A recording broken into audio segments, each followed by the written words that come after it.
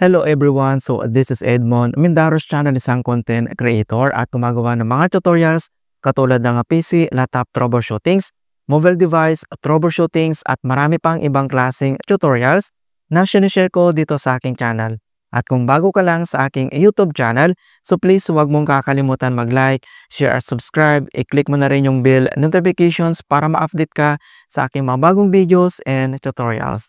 So sa video ito ay pag-uusapan natin at i-guide ko kayo on how to check your savings available balance on a Connect to Card app. Kung ikaw ay baguhan lang din sa Connect to Card app sa bagong versions nito at hindi mo alam kung paano ba i-check yung available balance mo, ang video ito ay makakatulong sa iyo as your guide. At ilalagay ko sa description box na rin yung iba pang tutorials ko regarding dito sa bagong versions ng Connect to Card app. Kaya wag na natin patagalin at start na natin. So ang next step ay kailangan lang natin mag-login dito sa ating Connect to Card app. So click mo lang. So dito naman sa pag-login ng ating Connect to Card app, so may dalawang option dito na pwede mong gawin. So either login with password or login with biometrics. So since activated na yung ating biometrics, ito yung gagamitin natin. So kailangan mo lang i-click dito yung login with biometrics. And then makikita mo dito sa ating mobile screen na nakover na siya ni Connect to Card app para sa ating account security, authentications required, verify identity, scan yung fingerprint. Itap mo lang dito sa mobile screen yung fingerprint mo na registered para ma-access kagad natin yung ating account.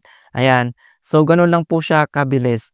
Okay, so kung paano ba natin i-check dito yung ating savings available balance. So dito lang sa ating Connect to Card app homepage and then makikita mo na dito yung ating pledge balance. Okay, so ang terms na pledge balance at available balance dito sa Connect to Card apps natin ay associated ito ng card bank na related sa entities at typically na may kahulugan sa banking at savings natin. Alright, so ang next step ay kailangan mo lang itap dito yung savings and then makita mo dito yung savings and deposit account. Itap mo lang dito yung pledge and then makita mo na dito yung ating pledge balance and then next, ito yung available balance, okay? So magkaiba po sila ng amount, alright? So may explanation yan. So ang available balance na tinatawag, ito yung pira sa savings natin na pwede natin magamit katulad ng transactions sa withdrawals, transfers, payments, purchases. So ito rin ay nagre-represent na tinatawag na spendable cash. So makita mo dito sa ating available balance ay ito yung pwede natin magamit. So ang tinatawag naman ng pledge balance, ito naman ay tumutukoy sa portions ng ating savings account na hindi natin pwede magamit sa mga specific purposes katulad ng withdrawals and then yung transferring. Ito yung tinatawag na pangakong ipon ni Connect to Card app. So itong features ni Connect to Card apps mga kaibigan. Kumbaga, pan na ito ng ating account na hindi natin pwedeng magamit sa mga specific purposes niyan. Alright?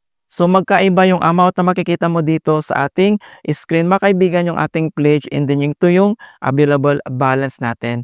Alright, so ganun lang po yung explanation dito mga kaibigan, yung tinatawag na pledge balance and then yung available balance natin dito sa Connect to Card app.